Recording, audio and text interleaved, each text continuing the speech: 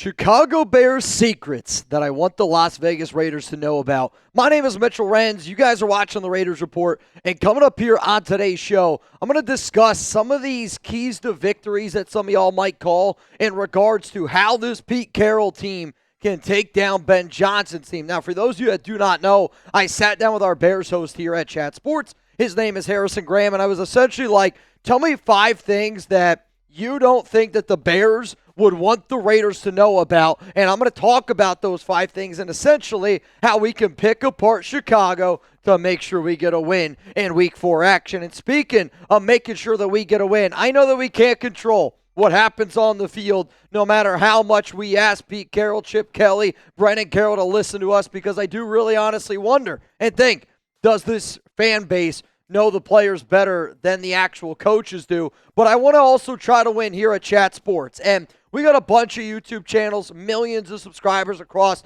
our entire company.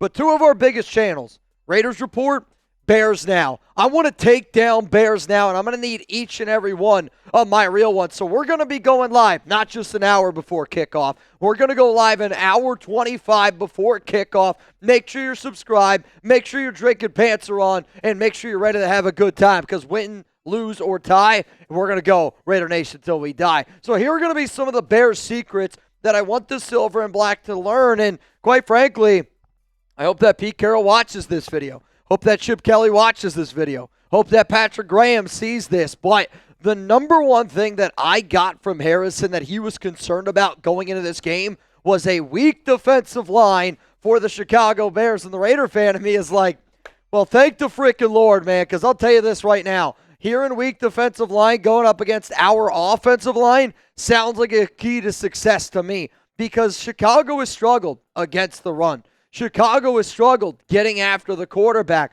The Bears have 5 sacks this season. That's tied for 27th in the National Football League. If you give Geno Smith more time, if you give Chip Kelly and this offense a little bit more time, it's going to help us be able to go out there, pick apart the defense, kind of like what you saw Geno be able to do in that Commanders game near the end. I know it's garbage points, but also against the New England Patriots in Week 1. In terms of their guys on this defensive line, I'm always going to keep an eye out for Grady Jarrett getting up there in age, for a Montez Sweat, but their inability to consistently be able to get after the quarterback and their inability to really not be able to win in the trenches, this is a monumental game, not only for the Raiders' offensive line.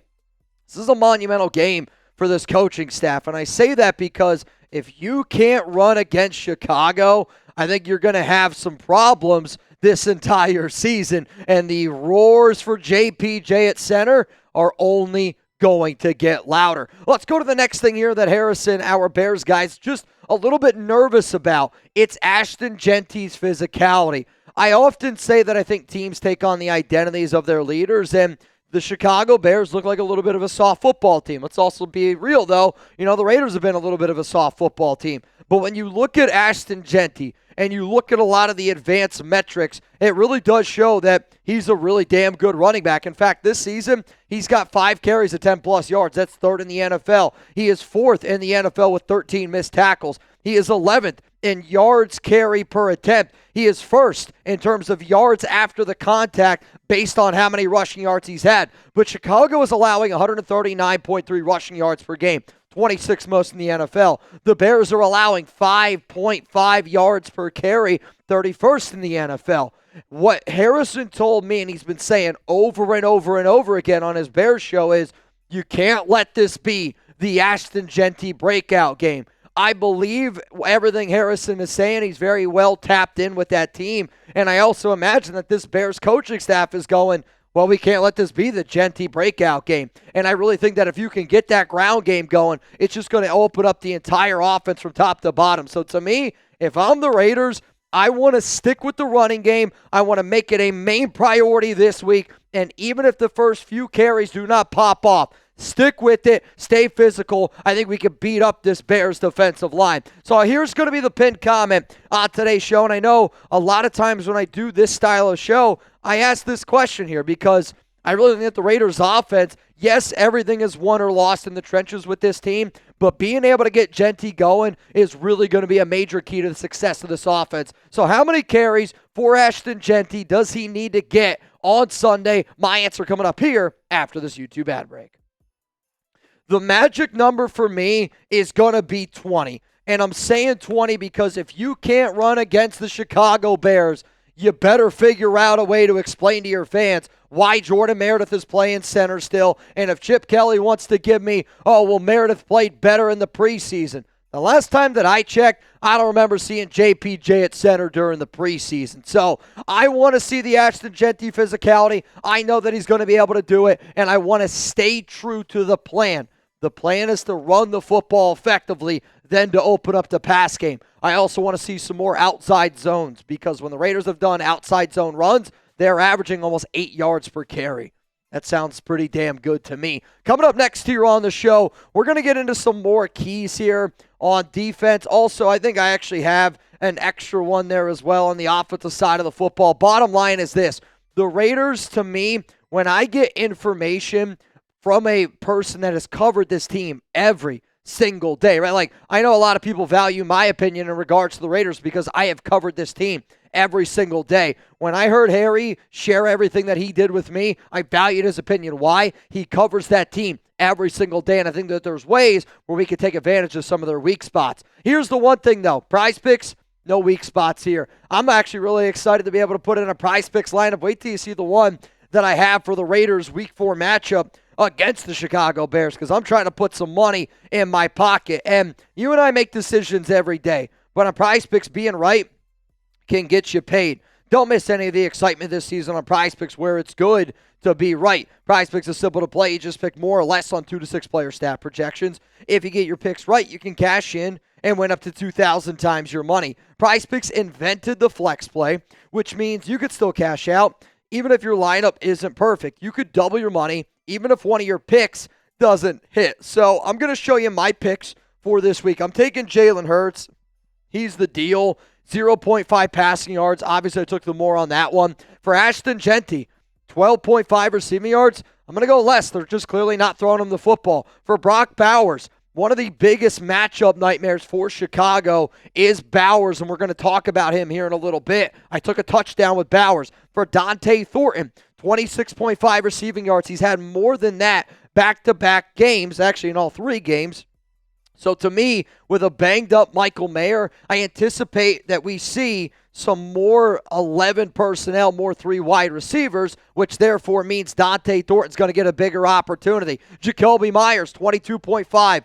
Longest reception, more. He's had that for like 7 straight games. And then Trey Tucker, 36.5 receiving yards. Had to go the more there as well. So that's 10 to win $390. And if you want to roll with that lineup, download the PrizePicks app today. Use code CLNS to get $50 in lineups after you play your first $5 lineup.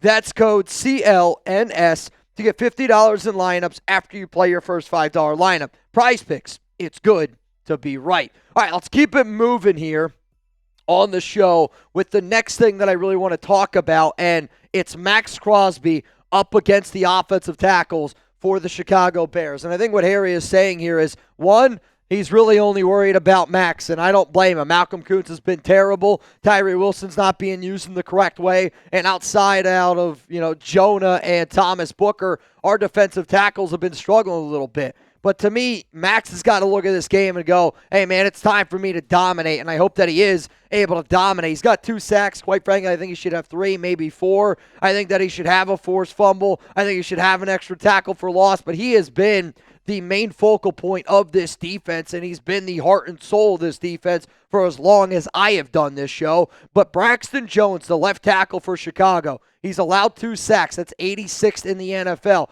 13 pressures, 96th in the NFL. Right now, their right tackle, Darnell Wright, is questionable. And Ozzy Trapillo, hopefully I pronounced that right, he's a second rounder. I believe they drafted him. Ozzy, they drafted him number 56 overall. If you got to be a rookie and you got to replace, a right tackle, somebody that's going to be going up against Maxx Crosby over and over and over and over again, that's really tough. Also, the Bears, they did not allow a sack in their win. But the 6 sacks that they have allowed this season came in both of their losses. They invested a lot of money in Joe Thuney, Drew Dahlman, Jonah Jackson this offseason. And for the Raiders, if you're Maxx, you got to tackle the tackles. So whether it's Darnell Wright, whether it is Trapillo, whether it is Braxton Jones, that is an area that I believe the Silver and Black and Patrick Graham could take advantage of. Let's go to the next one here. This one's not really a secret. It's Brock Bowers. Everybody on the planet knows that Brock Bowers is a hell of a tight end. Here's what's interesting, though. We have clearly seen over the past 2 weeks, Bowers is not 100% healthy. And with a game that we're not going to have Michael Mayer, I think it's even more important to make sure that we use Bowers properly and that we target him and that we get him involved. I don't care if he's not 100% healthy. Brock Bowers, not 100% healthy, is still a tight end that needs, in my personal opinion, 8 to 9 to 10 targets in this football game. Why? When tight ends have been targeted against Chicago, 27 targets, 24 catches. That is the most touchdown or tight end receptions allowed in the NFL to that position.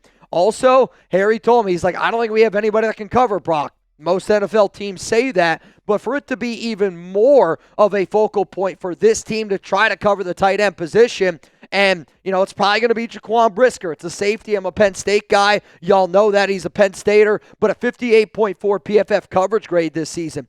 Chip Kelly, Geno Smith, let's work on getting Bowers involved, especially in the red zone, especially when we need to move the chains. And if he's matched up against one-on-one, let's take advantage of that opportunity. The final thing that Harry's worried about, it's Caleb Williams on the road. And the way that I'm going to say it is this. When Caleb Williams has got his mojo and it's working, he is a confident quarterback and he looks really flipping good. When you get in his head and you can rattle him, and I think it's easier to rattle Caleb Williams on the road. Now, here's the problem. The Raiders and Bears game, it's going to be 50-50 in terms of fans. 50% Chicago, 50% Las Vegas. If you're a Raiders fan and you're going to that game, I hope you're yelling your freaking head off. I hope that you sound like me when you get done doing that game, because I know when you rattle Caleb Williams, he just looks like a very much different quarterback. He's very similar to a Justin Herbert. You can't deny the talent, but when it gets going up here in a bad way, it looks bad really, really quick. On the road in his career, Caleb is 1-8. 1-8 on the road in his career. Both of Chicago's losses this season were on the road. His road quarterback rating when he was a rookie, 80.8. His road QBR this year, 91.9. Compared to at home, it's 115. I know the Raiders might not have a true home field advantage in this game, but I will always say this. I will take 5 Raiders fans up against 5 any other fans. So I'm hoping to the people that are going to the game, you're loud, you're rowdy, and let's try to rattle Caleb Williams because he's very different on the road. So what is y'all's biggest key to victory for the Silver and Black up against the Chicago Bears? If you made it this far in the video, you're a real one as far as I'm concerned in this book. Let me know down below what you guys are thinking your biggest key to victory is for the Las Vegas Raiders. Some of you are going to say, Mitch, I think the biggest key is going to be winning this football game, scoring more points than the other team. Yeah, no shit, Sherlock. But I did also say this would be a prediction for me on today's show. Sorry, my voice sounds terrible. Bears on the road against the Raiders. The over-under this one's 48.5. The Raiders, the last time that I checked, were favorites, though. This one is ebb and flowed. I've seen the Bears be 3-point favorites. I've seen the Bears be 1.5-point favorites. I've seen the Raiders be 1.5-point favorites. I think this one is going to continuously change, especially once we get an update on some of those offensive tackles for the Chicago Bears. But my score prediction in this game, I think it's going to be a high-scoring game. I'm going to go with the Raiders, get the win, 27-24 over the Chicago Bears. And why? Because I just want the Raiders to frickin' get a dub.